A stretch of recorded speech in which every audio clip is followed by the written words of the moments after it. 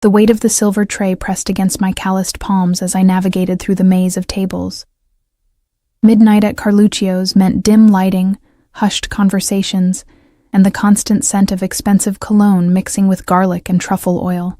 My black uniform clung to my back, damp with sweat despite the restaurant's aggressive air conditioning. 3 double shifts in a row had left my vision occasionally blurring at the edges, dark spots dancing like unwelcome party guests. "Table 7 is still waiting for their Barolo," Marco hissed as I passed the service station, not bothering to look up from his phone. As assistant manager, his primary skill seemed to be pointing out my shortcomings. "I know," I whispered, forcing a smile that didn't reach my eyes, just delivering these appetizers first. My apartment rent was due tomorrow.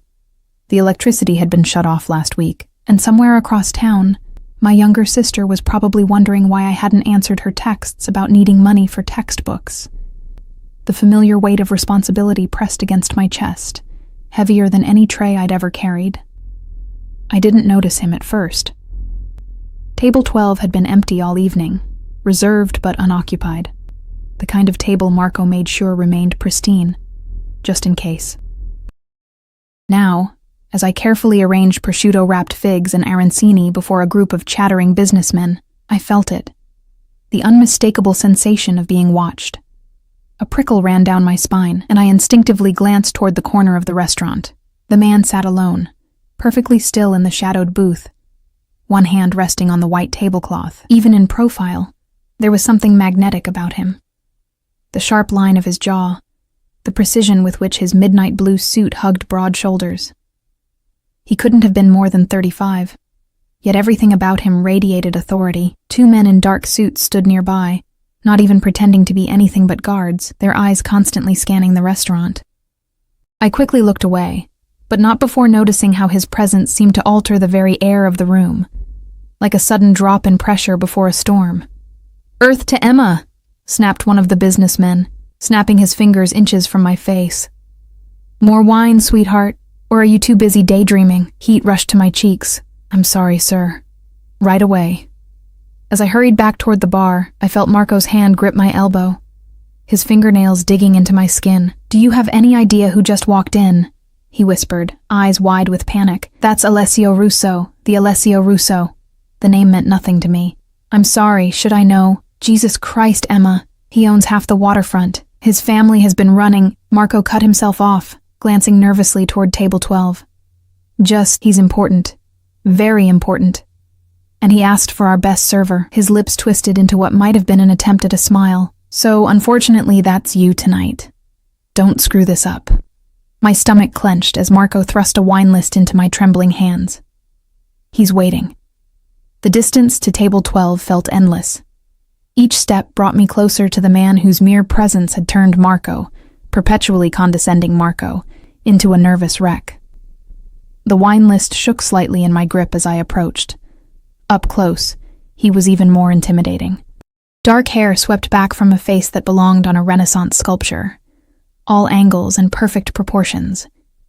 But it was his eyes that made my breath catch, amber-flecked brown, observing me with an intensity that felt almost physical. "Good evening, sir," I managed, voice steadier than I expected. "Welcome to Carluccio's. May I tell you about our wine selection tonight?"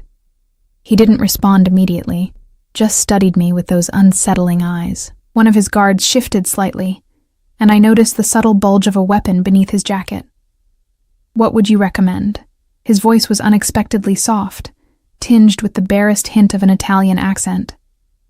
I blinked, caught off guard by the genuine question. Most patrons like him, the ones who arrived with security and made Marco nervous, typically ordered without consultation, flaunting knowledge of rare vintages and exclusive reserves.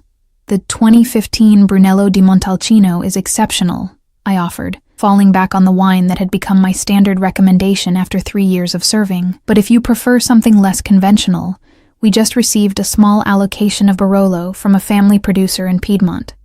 It's not on the list yet." Something flickered across his face. Surprise, perhaps, or approval. He nodded once. "The Barolo. Bring 2 glasses. 2 glasses." I glanced around, noticing for the first time that the table was set for 2, though he was alone. "Right away, sir." As I turned to leave, A wave of dizziness washed over me. I gripped the edge of a nearby chair, waiting for it to pass. 3 days of double shifts on 4 hours of sleep per night was catching up with me. Just a few more hours, I told myself. Just get through tonight. I returned with the wine, focusing intently on not spilling as I poured a taste for him. His eyes never left my face, even as he swirled the ruby liquid and took a careful sip. "You have good taste," he said, nodding for me to fill both glasses. "Sit." The command, delivered so casually, made me freeze mid-pour. "Excuse me?" "Sit," he repeated, gesturing to the empty chair across from him. "Please?" I glanced over at Marco, who was watching the interaction with undisguised horror. When our eyes met, he gave a small, frantic nod. "I'm afraid I'm still on shift, sir," I said carefully. The corner of his mouth twitched. "I wasn't asking your manager, I was asking you." Something in his tone made it clear this wasn't truly a request. With awkward movements, I lowered myself into the chair opposite him, hyper-aware of how out of place I looked. A waitress in a wrinkled uniform sitting at the table of the most powerful-looking man in the restaurant. He pushed the second glass of wine toward me. "I don't drink while working," I said automatically. "1 sip," he countered, "to tell me if you truly believe in your recommendation." Against my better judgment, I took the smallest possible taste. The wine was everything I'd promised. Rich, complex, with notes of tar and roses that lingered on the palate. "It's as good as I remembered," I admitted, setting the glass down firmly and making to stand. "Now, if you'll excuse me, what's your name?" he interrupted.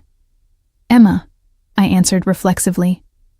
"Emma," he repeated, as if testing how the syllables felt in his mouth. "How long have you been working here, Emma?" The question felt invasive, but I couldn't see a way to avoid answering. 3 years. 3 years, he echoed, seeming genuinely surprised. "And how many shifts this week?" I hesitated, wondering why he cared. "This is my 8th consecutive shift." His expression darkened. 8 shifts in 7 days? The room suddenly seemed too warm. Black spots danced at the corners of my vision again, and I gripped the edge of the table. "If you'll excuse me, I should check on your food order." I stood too quickly. The restaurant tilted sideways, the floor seeming to rush up toward me. I was vaguely aware of the wine glass tipping, of reaching desperately for something to steady myself. The last thing I registered was a strong arm catching me before I hit the ground, and a voice that seemed to come from very far away. "I've got you." Then, darkness. I woke to the sound of quiet beeping and the antiseptic smell of hospital disinfectant. For a moment, I lay perfectly still, eyes closed, trying to piece together what had happened. Fragments came back slowly. The weight of the tray, the corner table, amber eyes watching me intently, the floor rushing up to meet me. "She's awake," came a low voice. Unfamiliar, male. I forced my eyes open. The hospital room was private and unexpectedly luxurious, with a window overlooking city lights. An IV ran into my arm, and a monitor displayed my heart rate and blood pressure. And there he was, Alessio Russo, sitting in a chair beside my bed, jacket removed, shirt sleeves rolled up to expose muscular forearms. His guards stood by the door, faces impassive. Fear and confusion collided in my chest. Why are you—" "Severe dehydration, exhaustion, and hypoglycemia," he said, answering the question I hadn't asked. "You collapsed in my restaurant." "Your restaurant?" My voice came out raspy. "Carluccio's isn't—" "It is," he interrupted smoothly. "Along with 12 others across the city. I acquired the chain last month." I struggled to process this information. "But Marco never mentioned—" "Marco," Alessio said, his expression hardening, "has been relieved of his position." A cold weight settled in my stomach.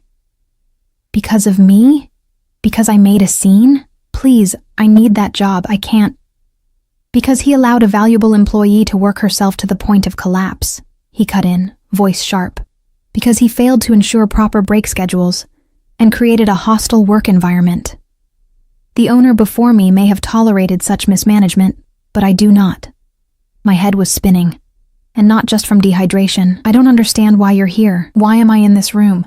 I don't have insurance that would cover—" "You don't need to concern yourself with a bill." He leaned forward, those intense eyes fixed on mine. What you need to concern yourself with is recovery. And then a new position. New position? I echoed weakly. You're being promoted, he said, as if it were the most natural thing in the world. Effective immediately, you're the new manager of Carluccio's. I stared at him, certain I'd misheard. That's not possible. I'm just a server. I don't have management experience. You have 3 years of experience in my restaurant, working under incompetent leadership, and you still manage to develop an impressive knowledge of wine and maintain exemplary service standards. He stated this as if reciting facts from a file. More importantly, you have something Marco lacked: integrity and work ethic. The monitor beside me registered my accelerating heart rate. This doesn't make any sense. You don't know anything about me. For the first time, a genuine smile touched his lips, transforming his face into something almost boyish. I know more than you think, Emma Hayes. 26 years old, supporting a younger sister through college after your parents died 4 years ago in a car accident. Working 3 jobs until recently. Behind on rent for your apartment on Westlake Avenue. Ice flooded my veins. How do you... You collapsed in my arms, he said simply. Did you expect me not to find out who you are? The casual invasion of privacy rendered me momentarily speechless. When I found my voice again, it shook with anger and fear. So what is this? Charity? Or do you expect something in return? His expression shuddered, became unreadable. This is business, Emma. I need competent people running my establishments. You've proven your capability through years of dedication despite poor management. And if I refuse? Why would you refuse a substantial salary increase, benefits, and regular hours?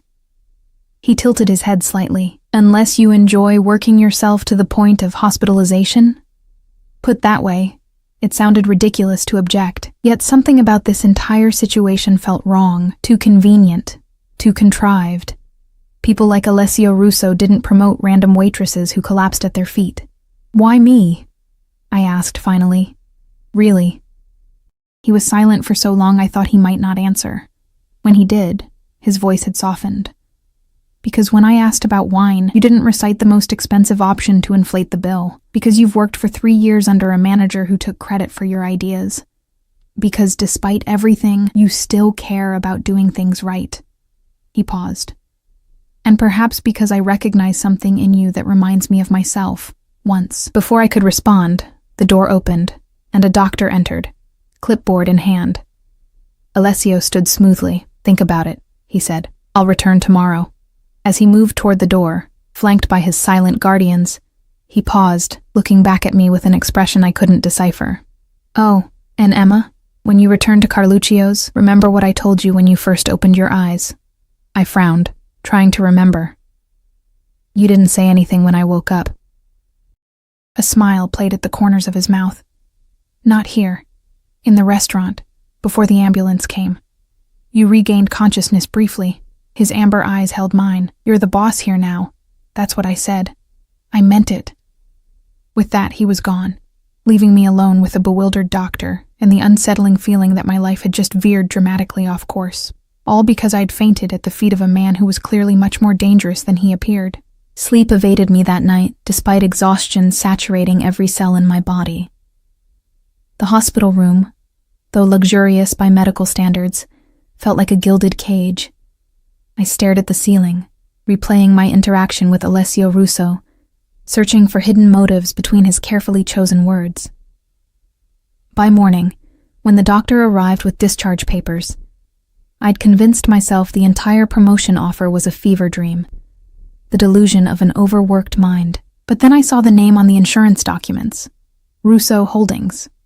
You're good to go, Ms. Hayes, the doctor said, checking my vitals one last time, though I strongly recommend at least 3 days of rest before returning to work.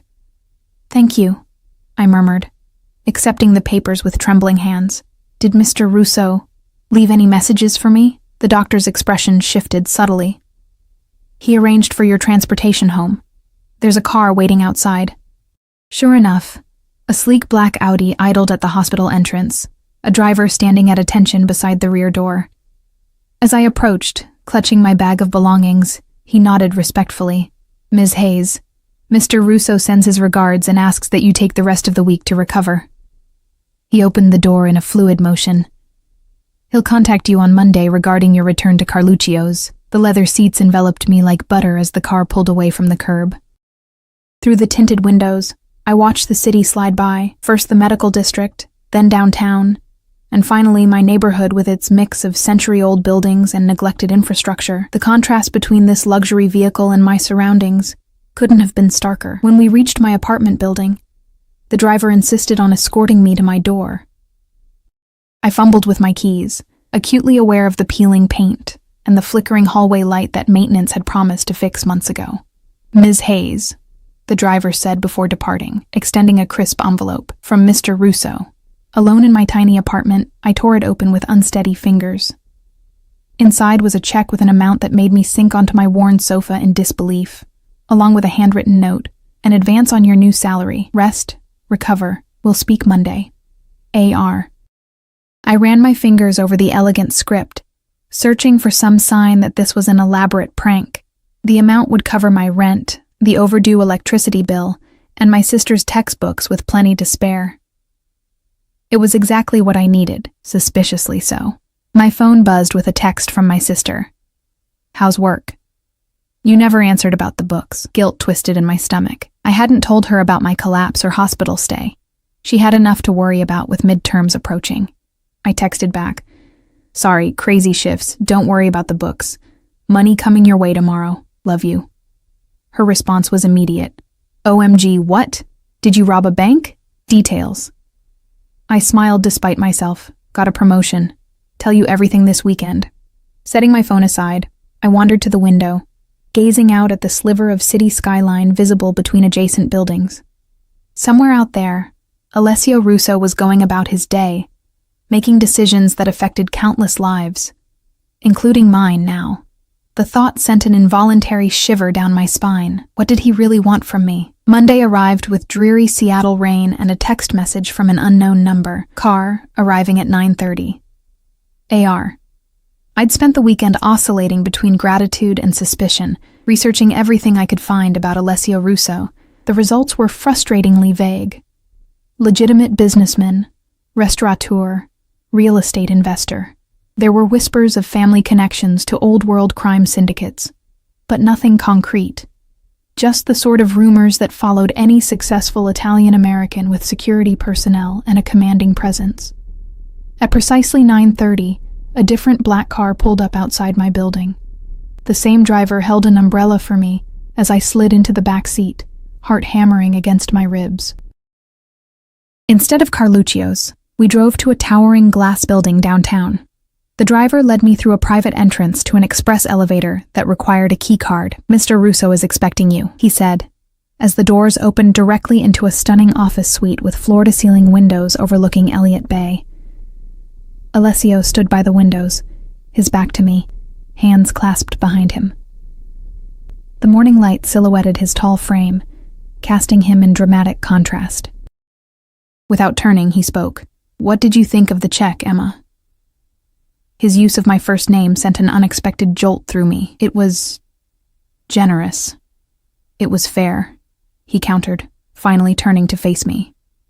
Today he wore a charcoal suit that fit him as if it had been poured onto his frame. Perhaps even inadequate compensation for years of underpayment. I squared my shoulders, determined not to be intimidated in this tower of wealth and power.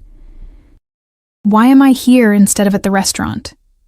He gestured to a seating area where a coffee service waited. "Because managing Carluccio's is only the beginning. Please sit." I perched on the edge of a leather armchair, declining the coffee he offered. "The beginning of what, exactly?" "Your new career." He sat across from me, completely at ease. "I'm restructuring the management of my restaurant group. I need people I can trust." "You don't know me," I pointed out, echoing my words from the hospital. "I know enough." His amber eyes studied me with that same unsettling intensity. "You have integrity, resilience, and exceptional observational skills. You recognize the quality of that Barolo without formal training. You've survived difficult circumstances without compromising your principles. You had me investigated, I said flatly. A slight smile touched his lips. Of course I did. I investigate everyone who works for me. I don't work for you yet. I haven't accepted anything, haven't you? He nodded toward my purse where the deposited check receipt lay. You cashed the advance. Heat rushed to my face. I have bills. That doesn't mean I've agreed to, Emma. The way he said my name, soft but commanding, halted my protest. I'm offering you opportunity, not obligation. If you wish to walk away, the door is there. Keep the money. Consider it compensation for your mistreatment under previous management. For a moment, I considered it, standing, walking out, returning to the life I knew. Difficult but predictable, safe in its own way. But then what? More double shifts? More choosing between electricity and proper meals? More watching my sister struggle while I worked myself into collapse? What exactly would this job entail? I asked finally.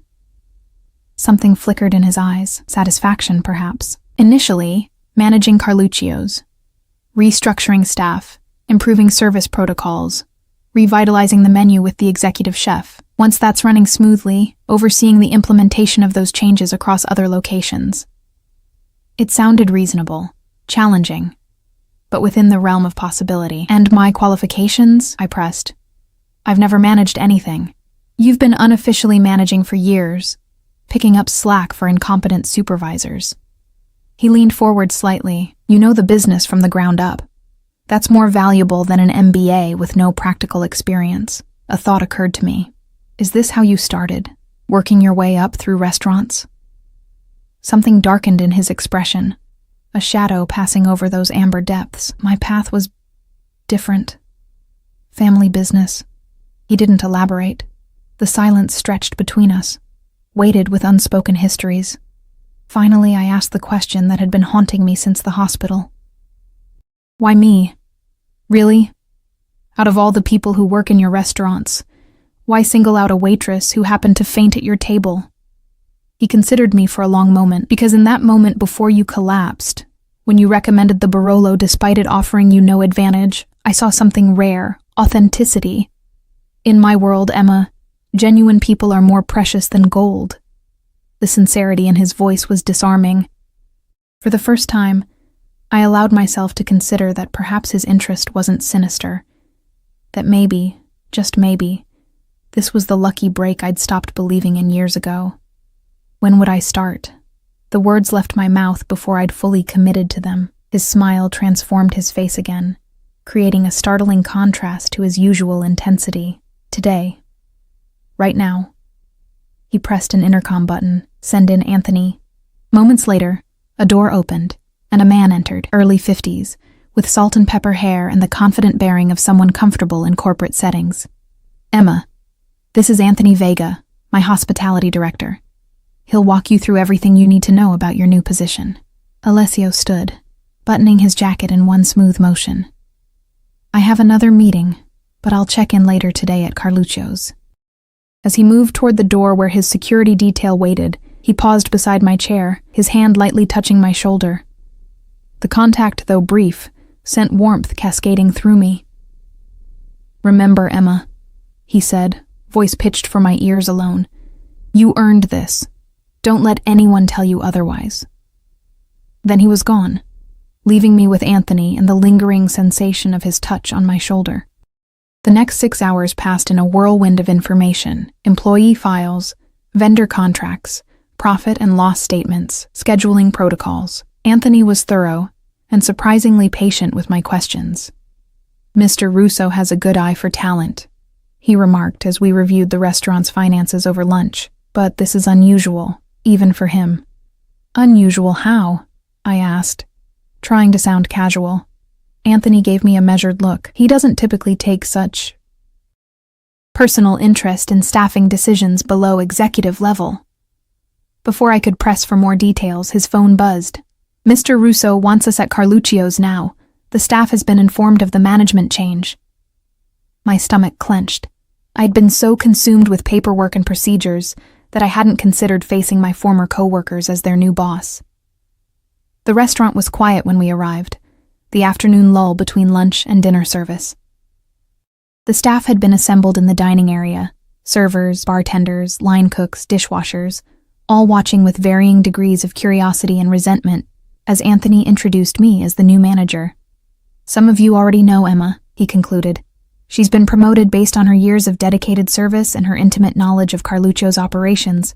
Mr. Russo has complete confidence in her ability to lead this team." The silence that followed was deafening. I recognized the expressions on their faces, the same mixture of confusion and suspicion I'd felt in the hospital room. "Thank you, Anthony," I said, finding my voice. "I know this is unexpected. I was as surprised as you are." I scanned the familiar faces. "I've worked alongside most of you for years. I know your strengths because I've witnessed them firsthand. I also know the challenges we've faced under previous management." A few nodded cautiously. Encouraged, I continued. "My door will always be open. I don't pretend to have all the answers, but I promise to listen to your concerns and ideas. This is still our restaurant. We just have better support now." As I spoke, I noticed movement near the entrance. Alessio had arrived with 2 of his guards, standing silently at the back of the room, watching the proceedings with those penetrating eyes. After the meeting dispersed, with Anthony taking kitchen staff for separate briefings, Alessio approached me. "You handled that well," he said, genuine approval in his voice. "They think I slept with you to get this job," I replied bluntly, keeping my voice low. He didn't flinch at my candor. "And does that bother you?" "Of course it does. Why? You and I know the truth." I stared at him, incredulous. "Because respect has to be earned, and rumors like that undermine my authority before I've even started." A slow smile spread across his face. "Exactly right. So what will you do about it?" I realized he was testing me. "Prove them wrong through actions, not words. Show them I'm qualified through results." He nodded once, satisfied. "Your office is this way." He led me to what had been Marco's domain, a small room adjacent to the wine cellar. But where Marco's office had been cluttered and disorganized, this space had been completely transformed. New furniture, state-of-the-art computer equipment, even the lighting had been upgraded. "When did you do all this?" I asked, running my fingers over the smooth surface of the desk. "Yesterday." He shrugged, as if completely renovating an office overnight was trivial. The old setup wasn't suitable. As I took in the space, my space now, the reality of everything began to sink in. 24 hours ago, I'd been a waitress living paycheck to paycheck. Now I was managing a high-end restaurant, reporting directly to a man whose very presence made rooms fall silent. "This is really happening," I murmured, more to myself than to him. "It is." He moved closer, his proximity sending that same inexplicable warmth through my body. "Are you ready?" Looking into those amber eyes, I realized the question carried weight beyond the immediate context of the restaurant. Whatever game Alessio Russo was playing, I was now a piece on his board. "Yes," I answered, surprising myself with the certainty in my voice. "I'm ready." Something flashed in his eyes, approval, satisfaction, perhaps something deeper. He reached out, adjusting a pen on my desk that was slightly askew. "I'll check in tomorrow," he said, voice dropping to that intimate tone that seemed reserved for me alone. "Call if you need anything, any time." As he turned to leave, one of his guards leaned in, whispering something urgent. Alessio's expression hardened instantly, the warmth vanishing like fog in sunlight. "Secure the perimeter," he ordered, his voice now cold steel, "and get her a protection detail, now." Fear sliced through me. What's happening? He turned back to me, conflict evident in his expression. "A complication. Nothing for you to worry about." But the sudden appearance of another security guard at my office door told a different story. Whatever was happening, it had something to do with me, and it was dangerous enough to put Alessio Russo on high alert. Night fell over Carluccio's, bringing with it the dinner rush and the surreal experience of overseeing service rather than participating in it. I moved between tables with a new perspective, observing patterns I'd never noticed as a server. Which staff members anticipated guest needs, which ones needed guidance, how the rhythm of the kitchen affected timing in the dining room. All the while, I remained acutely aware of the security guard positioned near the entrance. His presence was subtle enough not to alarm customers, but obvious enough to remind me of Alessio's cryptic warning, "Emma." The hostess approached, her expression tense. "There's someone asking for you, says he's an old friend, but I don't recognize him." My pulse quickened. "Name?" "Michael Donovan. Said you'd know him." The name meant nothing to me. "What does he look like?" "Mid-30s, expensive suit. Very insistent." She hesitated, kind of intense. I glanced toward the security guard, who had already straightened, his hand moving subtly toward his jacket. "Tell him I'm in a meeting. Get his contact information." She nodded and hurried back to the front. Minutes later she returned, looking relieved. "He left when I asked for his number. Said he'd come back another time." The security guard was already on his phone, speaking in hushed tones. I caught fragments. Unknown male, claiming acquaintance, left premises. By closing time, my nerves were frayed from the combination of first-day stresses and the mysterious visitor. As the last customers departed and staff began cleanup, the guard approached. "Ms. Hayes, I've been instructed to escort you home tonight." "That's not necessary," I began, but his expression made it clear this wasn't a suggestion. "Mr. Russo was explicit about your safety." He handed me a small card with a number. "This connects directly to security. Mr. Russo asks that you use it if anything seems unusual." The drive to my apartment was tense, the guard constantly checking mirrors and scanning intersections. At my building, he insisted on escorting me to my door and checking my apartment before leaving. "Lock everything," he instructed. "Don't open for anyone you don't recognize." Alone in my apartment, I sank onto the sofa, the day's events crashing over me like a wave. My phone buzzed with a text from the unknown number I now recognized as Alessio's. "All quiet?" I typed back, "Yes." "Who is Michael Donovan?" The response came quickly. "No one you should concern yourself with. How was your first day?" The deflection was obvious, but I played along. Overwhelming. But good. "Thank you for the opportunity." 3 dots appeared, disappeared, then reappeared. "You're welcome. Get some rest. Car will arrive at 8:30 tomorrow." I stared at the message, trying to decipher the man behind these carefully measured words. Eventually, exhaustion won out, and I drifted into uneasy sleep. Morning brought rain again, washing the city in shades of gray. The promised car arrived precisely on time, but instead of the driver from yesterday, Alessio himself waited inside. "Good morning," he said as I slid into the back seat, surprise evident on my face. "I thought we might discuss strategy on the way." He looked immaculate as always, his tailored suit a deep navy that made his amber eyes more pronounced.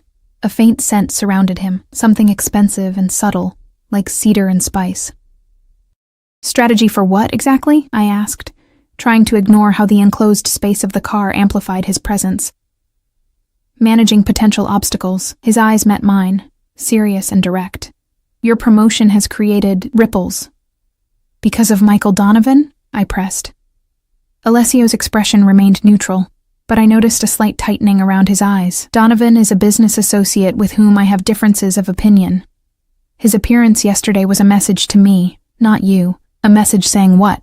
"That he's aware of my interest in Carluccio's, and in its new manager." His gaze was penetrating. "Some people don't appreciate change, Emma, especially when it threatens established arrangements." "What kind of arrangements?" The question escaped before I could consider its wisdom. A shadow crossed his face. The previous management at Carluccio's had certain agreements with local entities. Favorable tables without reservations, special treatment for certain guests, cash transactions that didn't always reach the books. Understanding dawned. Money laundering? Among other things. He looked out the window, watching raindrops trace paths down the glass. "I've been cleaning up operations since acquiring the restaurants. Not everyone appreciates the new transparency." The implications sent a chill through me. "Am I in danger?" His eyes snapped back to mine. "No, not while you're under my protection." The certainty in his voice should have been reassuring, but instead raised new questions about exactly what kind of man held such confidence in his ability to ensure safety in apparently dangerous circumstances. "Is that what I am? Under your protection?" The words came out more challenging than I'd intended. Something flickered in his expression. Surprise, perhaps, at my directness. Then, unexpectedly, he smiled. "You're under my employment, Emma." The protection is a courtesy I extend to all my key personnel, but the security detail, the personal texts, showing up this morning instead of sending a driver, that's standard for all your managers? The car slowed as we approached Carluccio's. Instead of answering immediately, Alessio studied me with those unsettling eyes. "No," he finally admitted. "That's not standard." Before I could pursue this revelation, his phone buzzed. He checked it, his expression darkening instantly. "Change of plans," he told the driver. "Take us to the penthouse office." "What's wrong?" I asked as the car smoothly reversed direction. "A situation that requires attention." His voice had shifted to that steel-cold tone from yesterday. "Nothing for you to worry about. It clearly involves me if I'm being redirected." He glanced at me, something like approval flashing in his eyes. "Observant. Yes, it concerns you tangentially. We've received information that Donovan has been asking questions about you. Background, history, connections to me." My stomach tightened. Why would he care about a restaurant manager? "Because you're not just a restaurant manager to him." Alessio's jaw tightened. "Your leverage."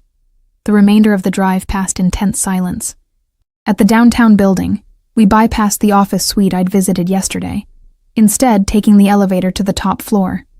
A penthouse that combined luxurious living space with what appeared to be a private command center. Men in suits moved with military precision, speaking in hushed tones. Multiple screens displayed what looked like security footage from various locations, including, I realized with a jolt, the exterior of my apartment building. "You've been watching my home?" I demanded, anger overriding fear. Alessio guided me to a quiet corner, his hand at the small of my back. "Since yesterday, for your protection, that's necessary," he cut in, voice firm but not unkind. "Donovan is not someone who respects boundaries." "And you do?" I challenged. His eyes darkened. "I respect what's mine." The possessive statement hung between us, charged and ambiguous. Before I could respond, a man approached with a tablet. "Sir, we've got confirmation. Donovan's men have been surveilling both the restaurant and Ms. Hayes' residence since Tuesday." Tuesday, the day I'd fainted. The day Alessio had first spoken to me. "Increase security at all locations," Alessio ordered. "And prepare the Harbor Island property." The man nodded and retreated. Alessio turned back to me, his expression grave. "Emma, I need you to listen carefully. Michael Donovan is dangerous, not in the way people think I am, with rules and codes, but unpredictably, personally dangerous. He sees my interest in you as an opportunity. Your interest in me," I repeated slowly. "What exactly is the nature of that interest, Mr. Russo?" Something shifted in his expression, a softening around the edges that transformed his face. "Alessio," he corrected gently. "And that's a conversation for another time." "No," I insisted, finding courage from somewhere deep inside. "That's a conversation for now. I've been swept into something I don't understand, with security guards and surveillance and mysterious threats. I deserve to know why." He studied me for a long moment, then nodded once. "Very well." He gestured to a seating area overlooking the bay. "The truth, then." We sat across from each other. The panoramic view of Seattle's waterfront spread before us like a living painting.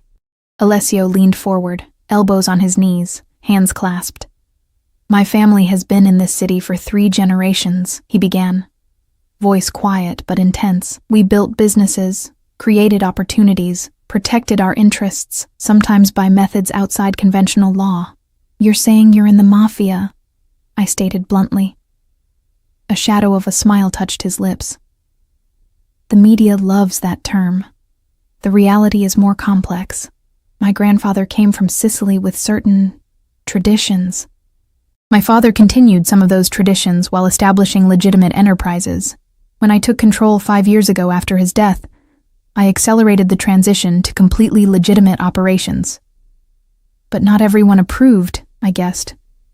No. Men like Donovan preferred the old ways, more profitable, less scrutiny. When I began acquiring businesses like Carluccio's and cleaning up their operations, It threatened arrangements that had existed for decades, and where do I fit into this? His amber eyes held mine. You were unexpected, Emma. I went to Carluccio's that night for a routine inspection of a new acquisition. I wasn't looking for anything beyond business, but then there was you. His voice softened. Exhausted, clearly underappreciated, yet still maintaining standards and integrity. When you recommended that Barolo instead of pushing the most expensive wine, I was intrigued. When you collapsed and I caught you, I felt... He paused, seemingly searching for the right word. Responsible? I suggested. Protective, he corrected. Then I learned more about you. Your history, your struggles, your unwavering support of your sister despite your circumstances.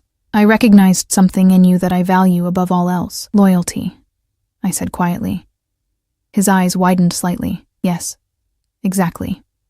And strength, not the kind that dominates, but the kind that endures. So you promoted me because you admired my character? Partially.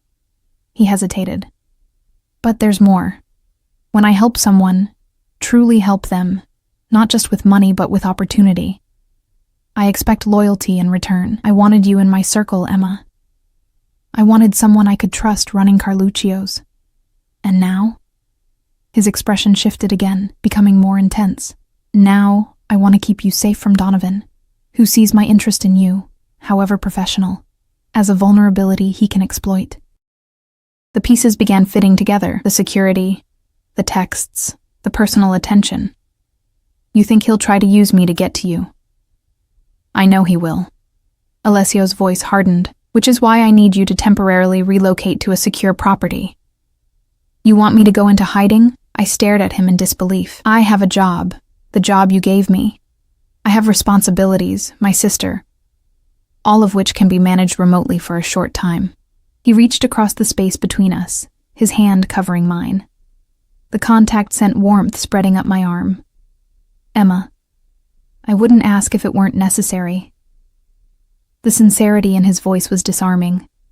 I looked down at his hand on mine, strong, with an unexpected gentleness in his touch. How long? A few days, a week at most.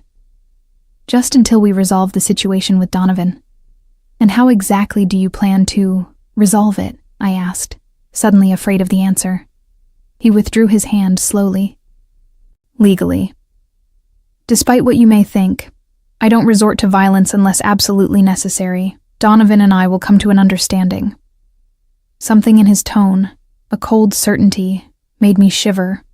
This man, with his elegant suits and refined manners, possessed a dangerous edge I was only beginning to comprehend.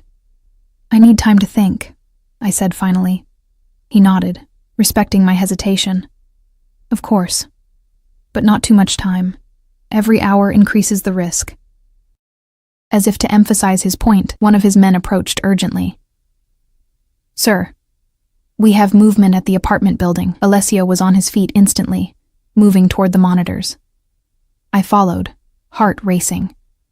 On the screen, 2 men in unmarked maintenance uniforms were entering my building. The timestamp showed this was happening now, in real time. They're not building staff, confirmed the security officer. We checked the schedule. Alessio's expression hardened into something terrifying. Intercept them, now, he turned to me, all pretense of casual conversation gone. Pack a bag, you're leaving immediately.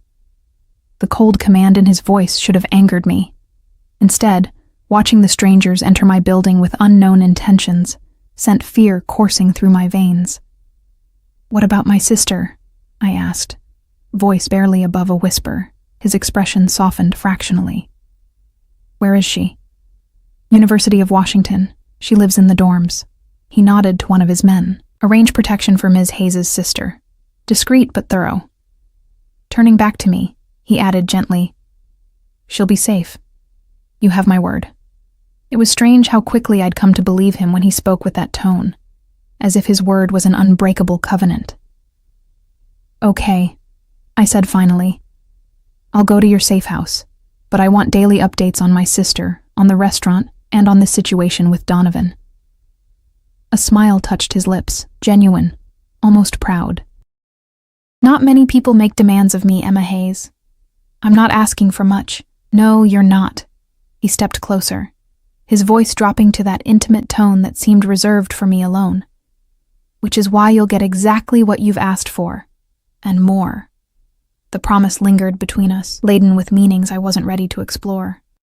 Beyond the windows, rain continued to fall on Seattle, washing away the ordinary world I'd inhabited just days ago, before I fainted into the arms of a man who was rapidly becoming both my protector and my greatest unknown. The safe house was nothing like I had imagined.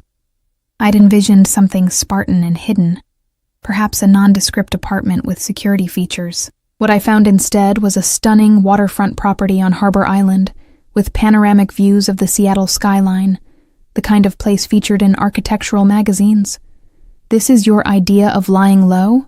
I asked, as Alessio's security chief, Vincent, led me through the glass and cedar structure. Vincent's stoic expression didn't change. "The property isn't registered under Mr. Russo's name. The security system is military grade. The windows are bulletproof." He gestured to a panel near the entryway. "This controls everything. Lights, temperature, security alerts. The house is fully stocked with food and necessities." I wandered toward the floor-to-ceiling windows, watching ferries cross Elliott Bay. The space felt simultaneously exposed and impenetrable. All that glass creating an illusion of vulnerability while offering a strategic view of any approach. "How long has Alessio owned this place?" I asked, running my fingers along the smooth quartz countertop in the kitchen. "Mr. Russo acquired it 3 years ago," Vincent replied. "He uses it occasionally for high-security meetings or when international associates visit, and now for hiding waitresses," I murmured. A ghost of a smile touched Vincent's usually impassive face. "Former waitresses, current restaurant managers." He completed the tour efficiently, showing me the security features, communication protocols, and the fully equipped home office where I could remotely manage Carluccio's operations.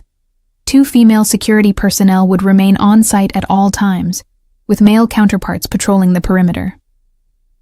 "Mr. Russo will be here this evening," Vincent informed me as he prepared to leave. "He has some matters to attend to first."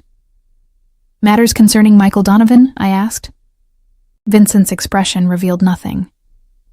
"I'm not at liberty to discuss Mr. Russo's schedule." After he departed, leaving me with the 2 female guards who maintained a respectful distance, I explored the house more thoroughly. The master suite was clearly Alessio's occasional domain, the closet containing several suits and shirts in his size, the bathroom stocked with his preferred toiletries.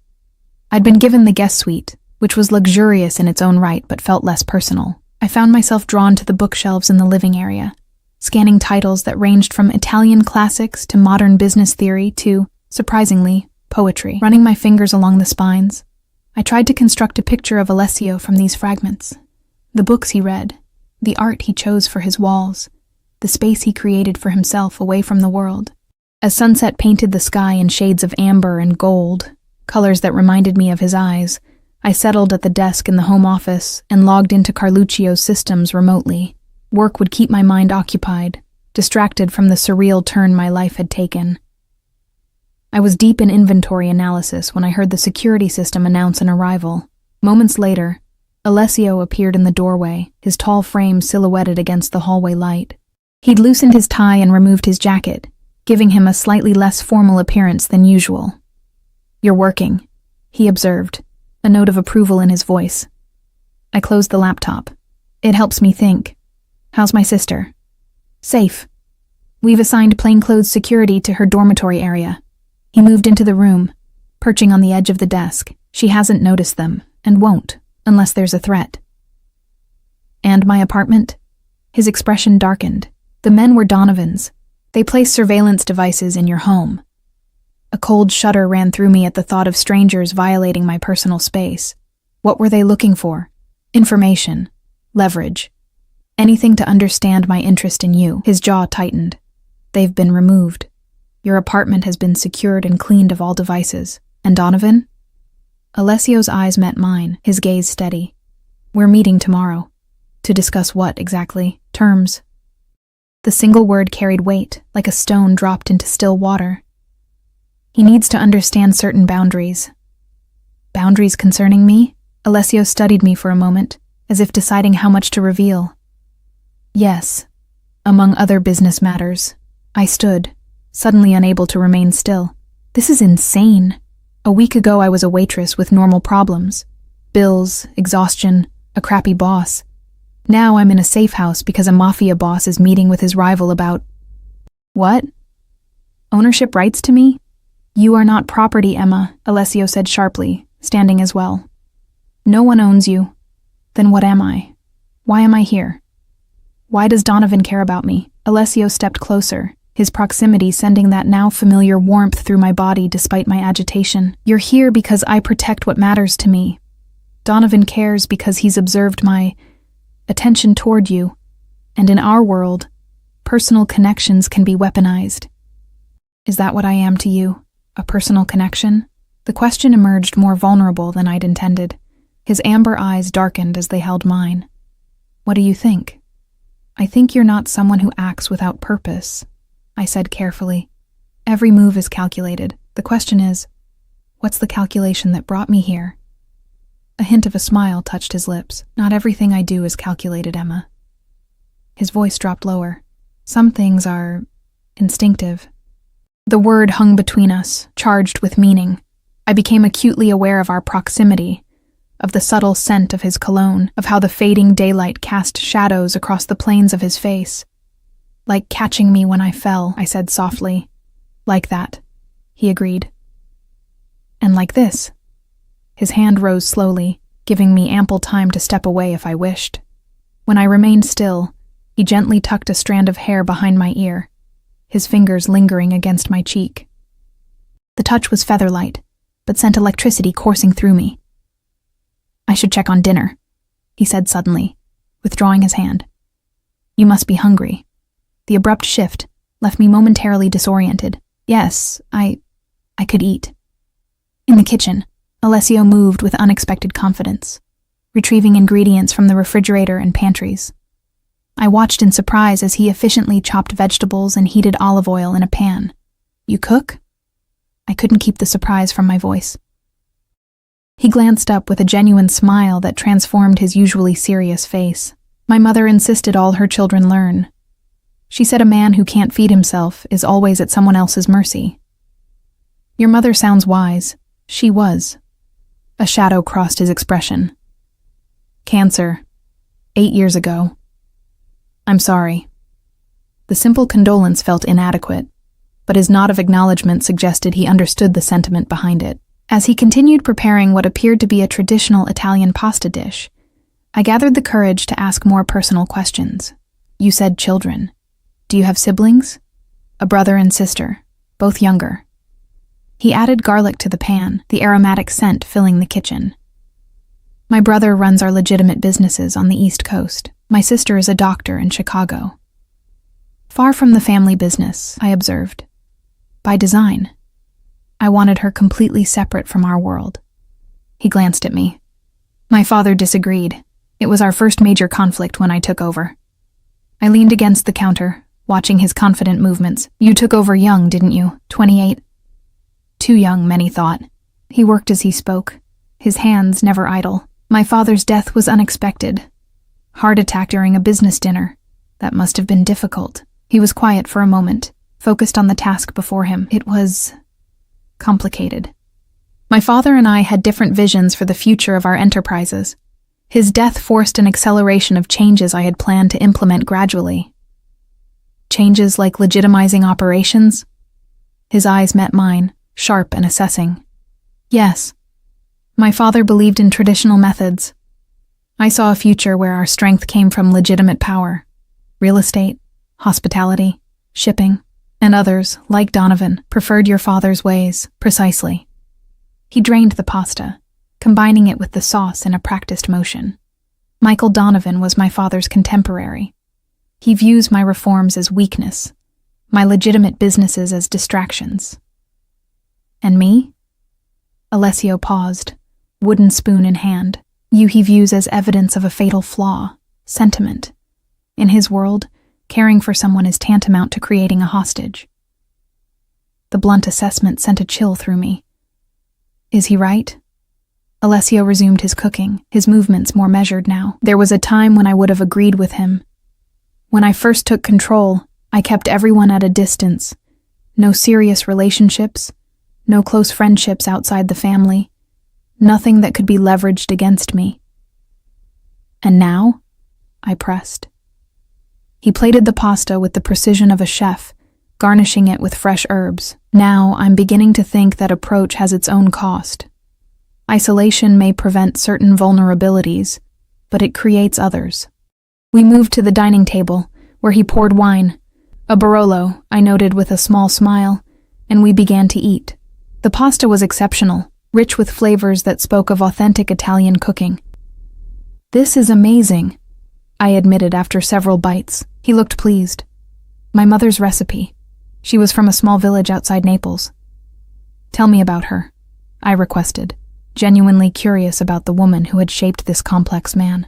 As we ate, Alessio spoke of his mother, her strength, her wisdom, how she had maintained a sense of normalcy for her children despite the family's unconventional business.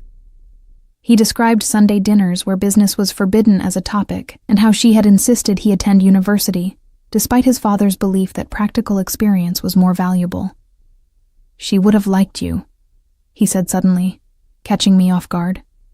"Why do you say that?" "Your resilience, your loyalty to your sister," his eyes held mine, "your refusal to be intimidated by power." I laughed softly. "Is that what you think? That I'm not intimidated by you, are you?" The question was genuine. His head tilted slightly as he studied me. I considered it honestly. "I'm cautious, aware of who you are, what you represent. But no, not intimidated in the way you mean. Explain." I traced the rim of my wine glass, gathering my thoughts. "You have power. Obvious power. Security details, properties like this, the ability to make people disappear from jobs overnight. But power itself doesn't frighten me. The abuse of power does, and you're waiting to see if I'll abuse mine." It wasn't a question. "I'm waiting to understand why you've directed it toward me," I clarified. "Why a man like you would take interest in a waitress who fainted at his table." Alessio set down his fork, his full attention now on me. "I told you before." "You gave me partial truths," I interrupted. "Business justifications. I want the real reason." For a moment, I thought I'd pushed too far. His expression became unreadable, his posture perfectly still in that way that suggested controlled power. Then, surprising me, he smiled. "You're remarkably direct for someone in your position." "My position being under my protection," he supplied. "Most people would be more deferential." "If you wanted deference, you chose the wrong waitress to catch." His laugh was unexpected and genuine, transforming his face completely. "Evidently." He refilled our glasses, his movements elegant and precise. "The real reason, then." He leaned back, amber eyes holding mine. "When you collapsed and I caught you, something shifted. You were vulnerable but not weak. There's a difference. I found myself concerned for you in a way that went beyond the professional. When I learned more about you, your circumstances, your character, that concern deepened." "Into what?"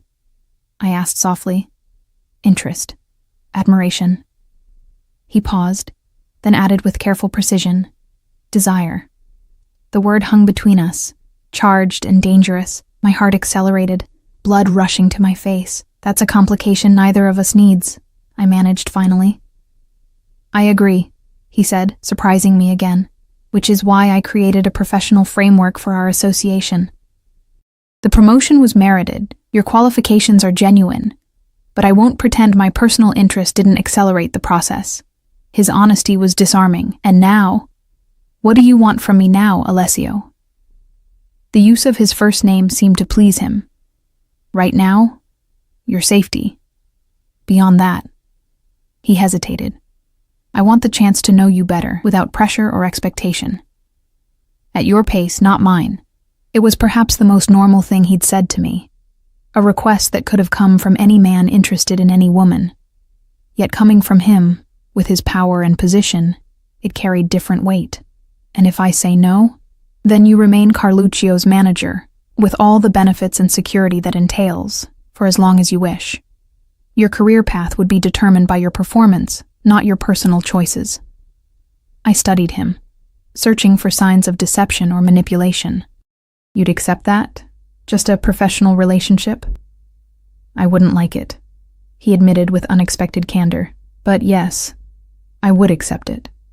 What I won't accept is putting you at risk because of my interest, which is why you're here until the situation with Donovan is resolved. Before I could respond, his phone buzzed. He checked it, his expression immediately hardening. What's wrong? I asked, recognizing the shift. Donovan has moved up our meeting, tonight. He stood, already messaging someone on his phone. I need to go. Anxiety twisted in my stomach. Is that safe? His expression softened momentarily. Your concern is noted. He hesitated, then added, Stay in the house. The security team has instructions. I'll return as soon as I can. As he moved toward the door, I followed. Alessio, I called, stopping him. Be careful. He turned, something intense flickering in his amber eyes. Always.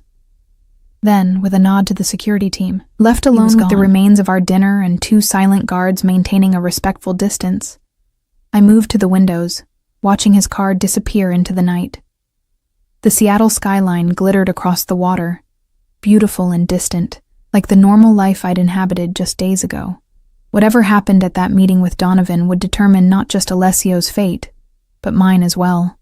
Our lives had become entangled in ways I couldn't have imagined when I'd first looked up to see those amber eyes watching me across Carluccio's dining room.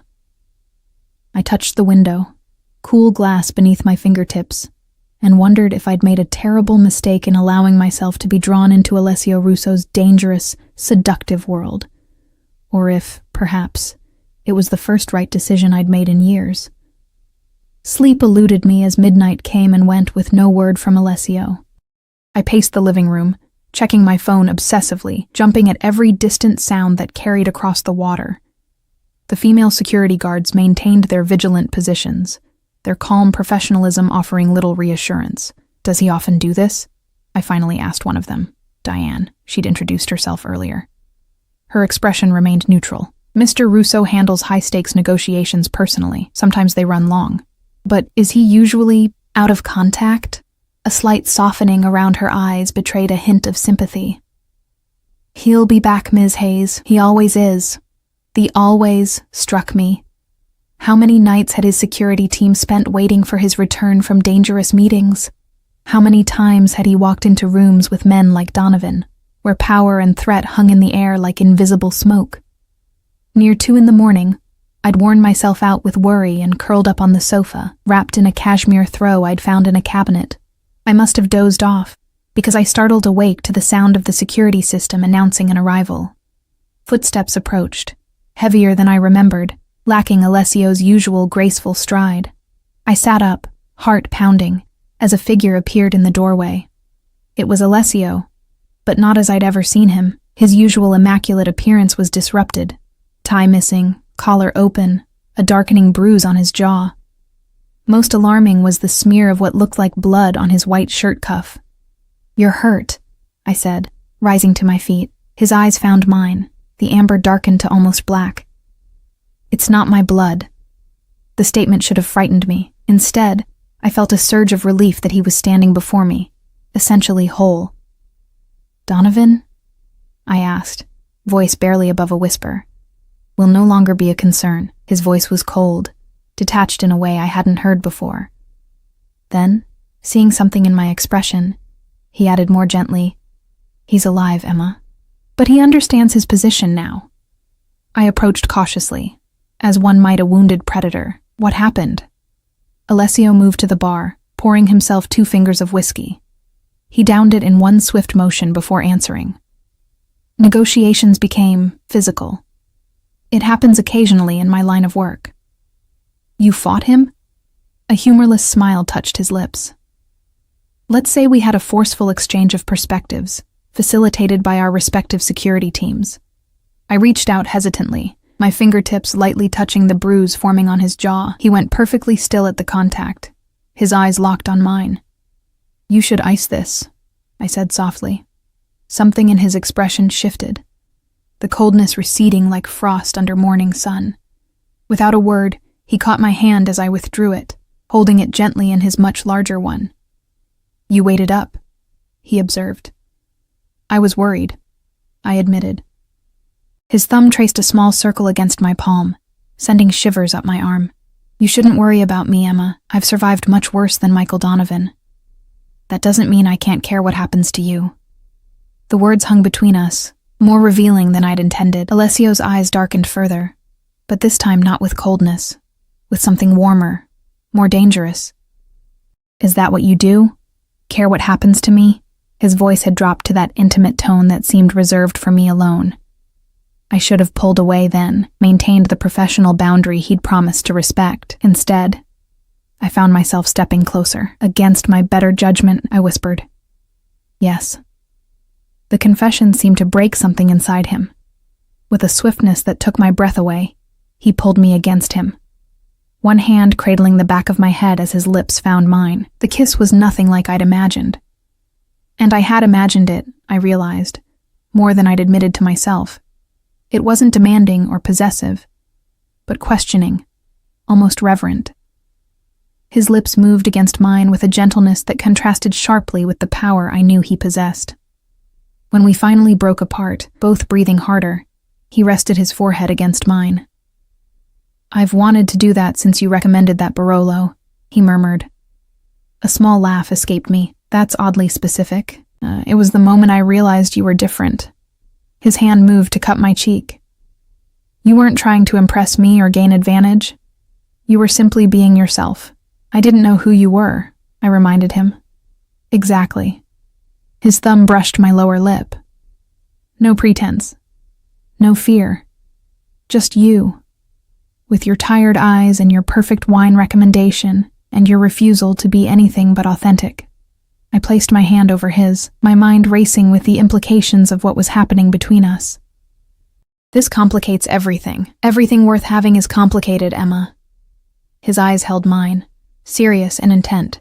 The question is whether you want to explore those complications with me. The sincerity in his voice gave me courage. What happens if I say yes? What does that look like, with someone like you? It looks like whatever we decide it should. He tucked a strand of hair behind my ear. I'm not offering a contract with predetermined terms. I'm offering a beginning with a man who comes home with blood on his shirt and bruises on his face, I pointed out. His expression sobered. I won't pretend to be something I'm not. My world has edges most people never see, but I can promise you this, with you, I will always be honest. I will always protect you, and I will never ask you to compromise who you are. His words resonated deep within me. After years of struggling alone, of putting everyone else's needs before my own, the promise of protection, of being valued for exactly who I was, held a seductive appeal I couldn't deny. When can I go back to my apartment? I asked, changing the subject slightly. If he was disappointed by my deflection, he didn't show it. Tomorrow, if you wish. Donovan has agreed to certain terms that ensure your safety. And my sister? Protected, as promised. Though she can be told it's a university security initiative if you prefer, she doesn't know the truth. I nodded, grateful for his understanding. And Carluccio's? Awaits its manager's return. A slight smile touched his lips. Though Anthony reports you've been remarkably effective even from here. I stepped back slightly, needing space to think clearly. I need time, Alessio. This has all happened so fast. The promotion, Donovan, this place, us. I need to find my footing. He nodded, respecting my boundaries without hesitation. Of course. Take whatever time you need. The only thing that changes is you're free to return to your normal life without looking over your shoulder. And us? I asked quietly. That's entirely your decision. His eyes held mine, sincere and unwavering. My interest hasn't changed. My patience hasn't wavered. If you're ready to explore what's between us, I'll be here. The promise in his voice sent warmth spreading through me. I reached up, gently touching the bruise on his jaw once more. You should really ice this. He caught my hand again, pressing a kiss to my palm, if you insist. 3 weeks later, Carluccio's was transformed. Under my management, with Alessio's backing, we'd implemented changes that had dramatically improved both service and profitability. Staff who'd initially resented my promotion had become allies as they witnessed my commitment to fairness and excellence. I'd moved to a new apartment, more secure, closer to the restaurant, with a spare room for when my sister visited. Alessio had offered to help with the expense, but I'd insisted on paying my own way, accepting only the salary that came with my legitimate position. We'd settled into an unexpected rhythm, professional during the day when he occasionally visited the restaurant, personal in the evenings when we would sometimes share dinner, talking for hours about everything and nothing. True to his word, he never pushed, never demanded, simply offering his company and his undivided attention when our schedules aligned. I learned more about him with each encounter. His passion for restoring vintage Italian motorcycles, his unexpected knowledge of Renaissance art, his habit of reading poetry late at night when sleep evaded him. He learned about me, too, my dreams of someday opening my own small cafe, my collection of vintage cookbooks, my weakness for 1940s film noir. The night everything changed was ordinary at first. Carluccio's had just closed after a busy Friday service. I was in my office reviewing the night's receipts when a knock came at my door. Alessio stood there, elegant as always in one of his impeccable suits, a small wrapped package in his hand. "I thought you were in New York until Sunday," I said, unable to hide my pleased surprise. "I concluded business early," he entered, closing the door behind him. "I wanted to give you this in person." The package was small, wrapped in cream-colored paper. I opened it carefully to find a vintage first edition of my favorite cookbook, one I'd mentioned in passing weeks earlier. "How did you remember this?" I asked, running my fingers over the embossed cover. "I remember everything you tell me, Emma." The simple statement carried weight beyond the words themselves. I set the book down carefully, emotion tightening my throat. Over these weeks, he'd shown me who he was beyond the power and danger. Thoughtful, intelligent, unexpectedly gentle in private moments. "I think I'm ready," I said quietly. He went perfectly still, as he often did in moments of significance. "Ready for?" "Us." I stepped closer, eliminating the careful distance we'd maintained. "Whatever complications that brings." Something flared in his amber eyes.